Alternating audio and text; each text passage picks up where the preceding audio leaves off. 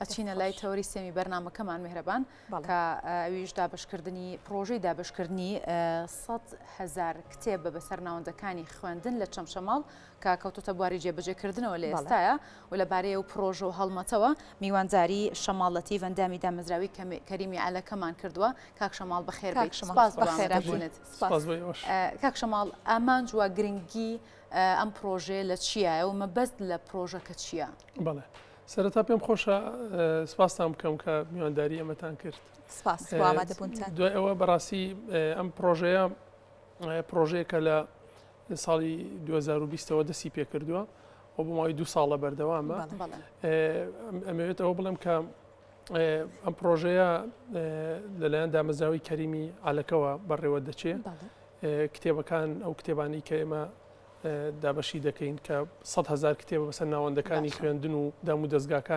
دەستگا ڕۆشنبیرەکانی کوردستانە لەلایەن دەستگای چاپ و بەخشی جەمال عیرفانەوە کتێبەکان چاپ دەکرێن و بڵاو دەکرێنەوە. بەڵام ئێمە بیرمان لەوە کردەوە کە ئەم پرۆژەیە ئەنجام بدەین بۆ ئەوەی کە زۆرترین خوێنەر ئیسفادە لە ئەم کتێبانە بکە. لە ڕاستیە کۆمەڵگەی پەروەردەی مارگرێت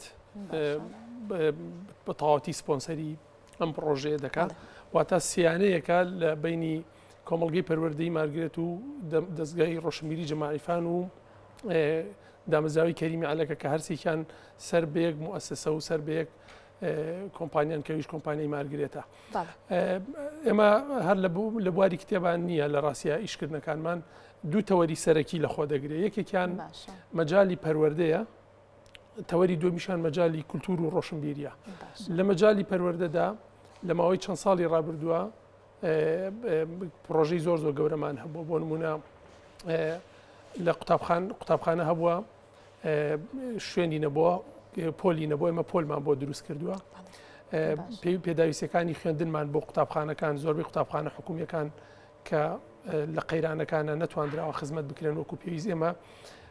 ئامادە بووین و پرۆژەکانمان جێبەجێ کردو بۆیان. بۆ نمونە دابینکردنی کورسی ڕەحلا وایت بۆرد بۆ هەندێک قوتابخانە دەیتا شۆمان کڕیوە کە ئەمانە لە سەر ئەرکی دامەزراوی کەریمی عەلەکە. بەڵێ هەموو ئەم کارانە خۆبەخشیە لەلایەن بەڕێز دکتۆر تەها ڕەسوڵەوە سپۆنسەری دەکرێت و پشتگیری پرۆژەکە دەکرێت کە ئێوێ لە ئەمانە هەموو لە پێناو خزمەتی خەڵکا بەکاربێنێ. زائیدەن لە مەجای تەندروستیە دامەزراوی کەریمی عەلەکە ڕۆڵێکی زۆر باشیە بۆ بەتایبەتی لە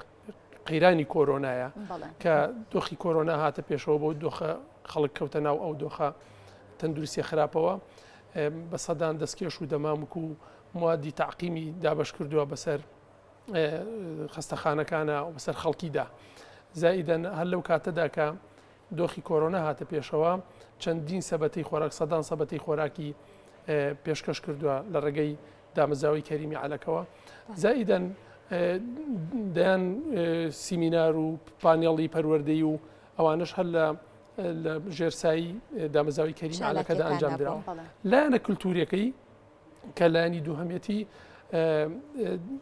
یەکێک لە پرۆژەکانی پرۆژەی 100,000 کتێبەوەی لە پرۆژەی زۆر ترمان هەیە. بۆ نمونە چەندین دیدار و پانێڵی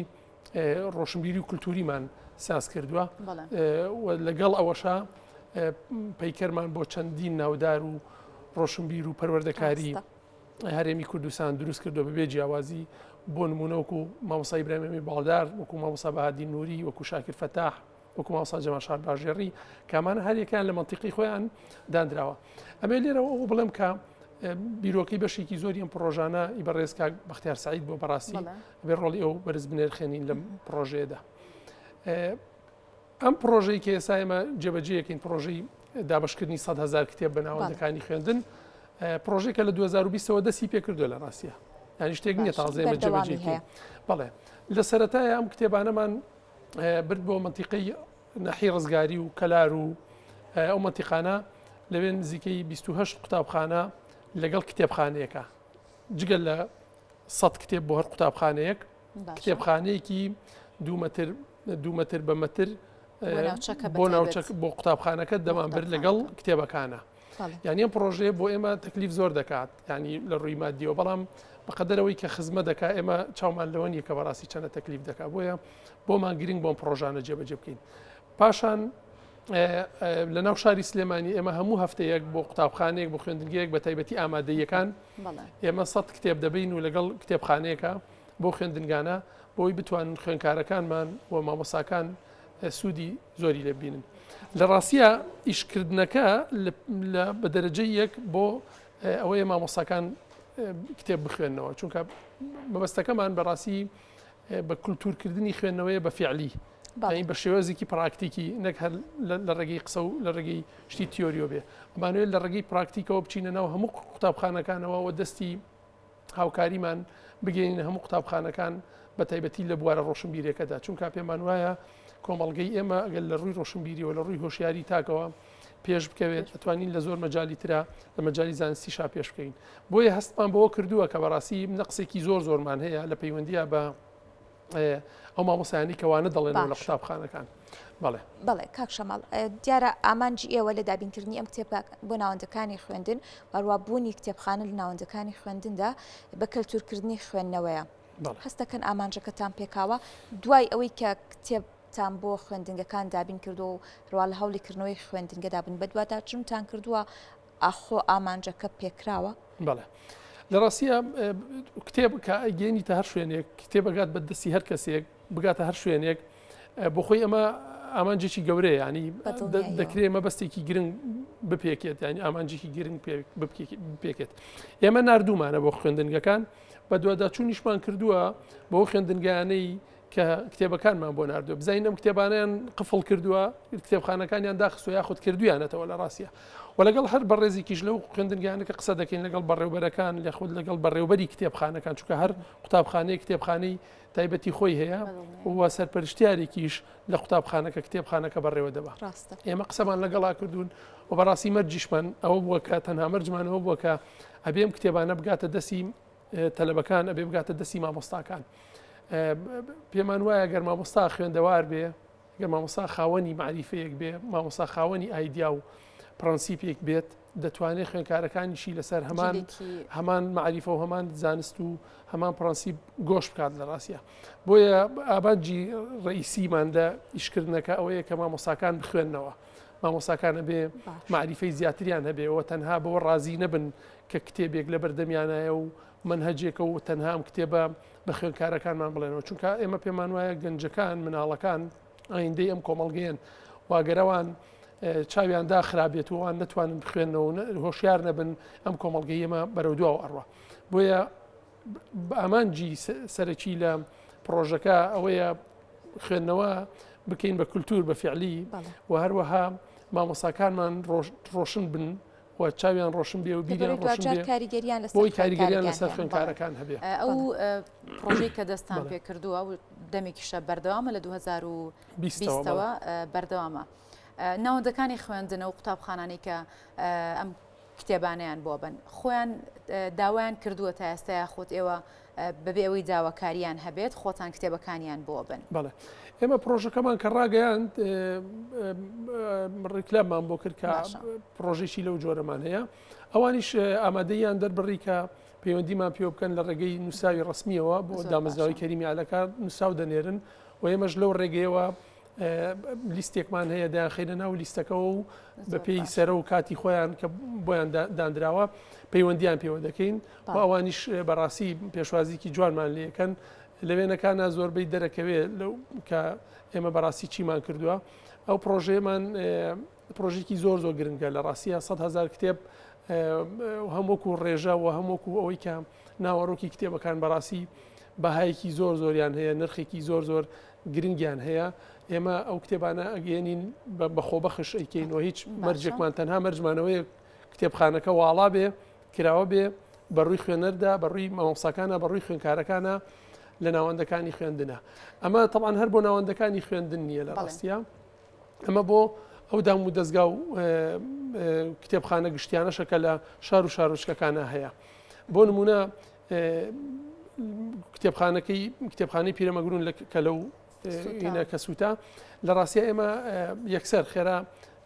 پەیوەندیمان پێوەکردن و کە ئەتوانین هاوکاری تام بکەین بۆی جارێکی تر ئەم کتێبخانەیە لە سەرەتاوە بنیاد بنرێتەوە. خۆشحاڵانەیە بەتوانیمان بڕێکی زۆر لە کتێبەکانی خۆمانیان بۆ بەرین بۆ ئەوی جێ دەستمان هەبێت لە ئاوادانکردنەوەی ئەو کتێبخانەیە و لە سەر پێخستنەوەی جارێکی تر، چونکە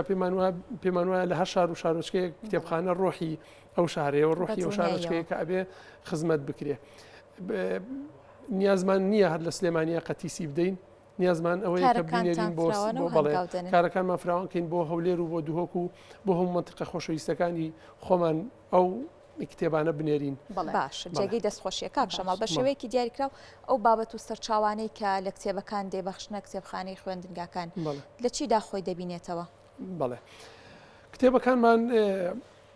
طبعاً تا ئێستا 700 کتێبمان چاپ کردووە لە ڕاستی وەکو دامەزراوەی بڵێن کەریمی عەلەکە و دەستگای ڕۆشنبیری جەماعی فان. ئەم کتێبانە بەشێکی زۆریان لەسەر مێژووە. بۆچی لەسەر مێژووە؟ چونکە پێمان وایە هەر کەسێک بە تایبەتی مێژووی میلەتەکەی خۆیە بێ بناسێ و مێژووی جیهانیش بخوێنێتەوە، چونکە ئەبێتەوانەیەک بۆ ئایندە لە ڕاستیدا. بەشێکی زۆریان لەسەر مێژووە، لەسەر ئەدەبیات کتێبێکی باشمان چاپ کردووە، ئەوەی تری لەسەر فەلسەفە و فەلسەفەی سیاسی و فکر و زائیدەن ژانرەکانی تری مەجالی ئەدەبی وەکو شعر و چیرۆک و هەروەها کتێبی هونەریشمان هەیە و زائیدەن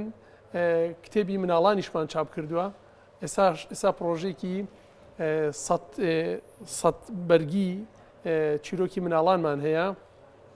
کە کاگیوە قادر سەرپەرشتیەکە لە ڕاستیدا. ئەمەش پرۆژێکی ترە لەناو پرۆژەکەی ئێمەیە کە دەمانوێت بگاتە هەموو گوندەکانی مناڵانی گوندەکانی کوردستان بە ڕۆژهەڵات و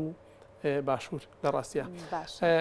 ئەوەی تری کە ئەمێنێتەوە لەسەر ئەنفال کتێبمان زۆر چاپ کردو، ئێمە 88 کتێبمان لەسەر ئەنفال چاپ کردووە. ئەم کتێبانە بەبێ بەرامبەر دەگاتە دەستی ئەو کەسانی کە دەیانەوێت لەو مەجالەدا دیراسە بکەن، ریسێرچ بکەن، ئەوە بەحسی ماستەر و دکتۆرا بنووسن. زائیدەن ئەوەی کە پێمان وایە ئەنفال زۆر گرنگە بۆیە لە ناو چوارچێوەی بیرکردنەوەی ئێمە فۆکەسێکی زۆر ماخسووەتە سەر کتێبمان لەو مەجالەیە زۆر چاپ کردووە. زائیدەن سەکی میاباران کە پێمان وایە بێمە بگاتە دەستی مناڵەکان بۆ ئەوەی لەم کارەساتە گەورانەی کە بەسەر کۆمەڵگەی ئێمە هاتووە تێبگات. کاک شەماڵ ئەو ناوەندانەی کە کتێبەکانیان بۆ بەنیا خۆ داوای ئەەکەن بۆیان بەر خۆیان بابەتەکان دیاریەکەن کە چ بابەتێکیان بۆ ببردرێت، ئەنجەوە بابەتانی کە بردرێن هەر کوردیە خۆت زمانی تریشی لە تێکەڵە، بابەتی ئینگلیزیشی لەگەڵەیە و دواتر بۆ هەموو ناوەندەکانی خوێندنە واتە لە تربیەوە و بۆ خوێندنی باڵاشە زانکۆ پەیمانگەکانی ژەگرێتەوە. لە ڕاستیە بەنسبەت پرسیارێکەکەم کە بۆ دیاریکردنی ئاستی کتێبەکان بۆ ئاسانی کە کتێبەکانیان بۆ بین، بەڵێ ئەمە زیاتر محاولەمان کردووە ئامادەییەکان بەرین، قوتابخانە ئامادەیەکان، چونکە ئەوان پێمان وایە خوێندکارەکان ئاسی تێگەیشتنیان تا ئەندازێک لە ئاسی تێگەیشتنی کتێبەکانەیە و پێمان وایە نابێت خوێنەر دابەزێ بۆ ئاسی کتێبەکە بێ کتێبەکە بەرزکەینەوە بۆی خوێنەر لە ئاسی کتێبەکە بێ کێشەیەک نابێت تەسەوورەکەم لە ڕووە، بەڵام ویستمانە ئامادەیەکان بەرین چونکە کتێبەکانمان زیاتر لەو مەجانە بەس بۆ قوتابخانە بنەڕەتەکان هەڵمانەوە زیاترە و کتێبانە بەرین کە لە ئاستی مناڵانەیە و چیرۆکە و زیاتر کتێبە پەروەردەیەکانمان بردە بۆ ئەو شوێنانە. ئەمە هەر لەناو سلکی پەروەردەیانە وەستاوە بەڵکو خوێندنی باڵاش ئەگرێتەوە، چونکە ئێمە تا ئێستا 2 جار کتێبمان بردووە بۆ زانکۆی سلێمانی، بۆ بەشی پەروەردەمان بردووە، بۆ کۆلێژی پەروەردەمان بردووە بەشی زمانی عەرەبی و زمانی کوردی، هەروەها قەرارە بۆ بەشی فەلسەفەش کتێب بەرین. هەموو ئەم زانکۆی سلێمانی و بەشەکانی و مەحەدەکانیش دەگرێتەوە، پێشتریش بۆ مەحەدی هونەرە جوانەکان هەر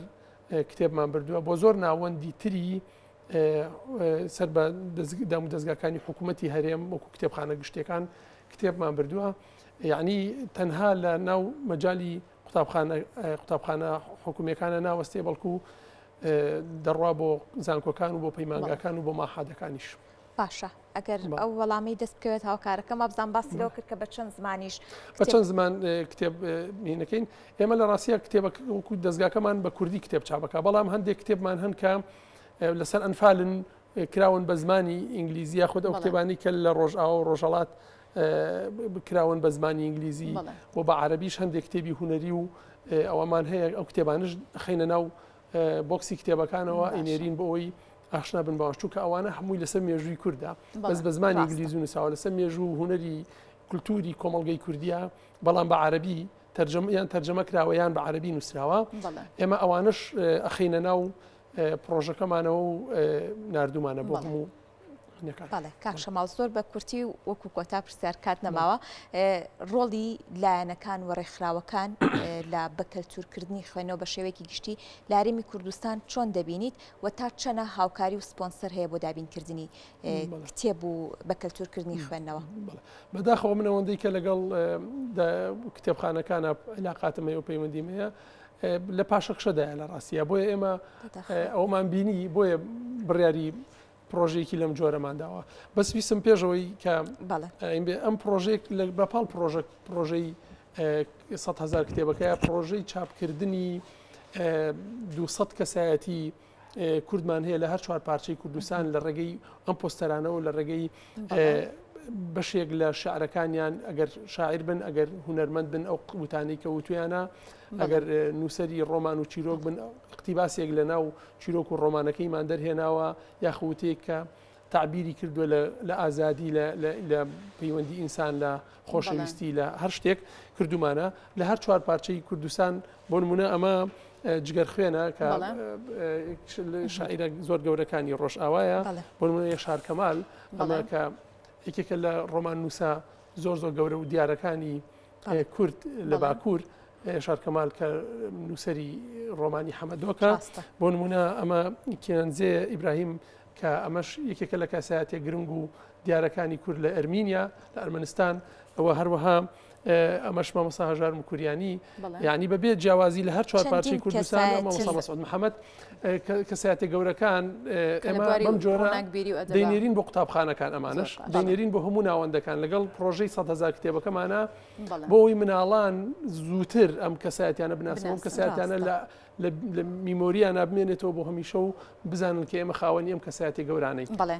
شەماڵەتی یەکەم بە کورساتیش دەستەکان خۆش بڵێ شەماڵەتی فەنجامی دامەزرای کەریمی عەلەکە زۆر سپاس بۆ ئامادەبوونت بەخێر بێ دووبارە سپاس بۆ ئامادەبوونت.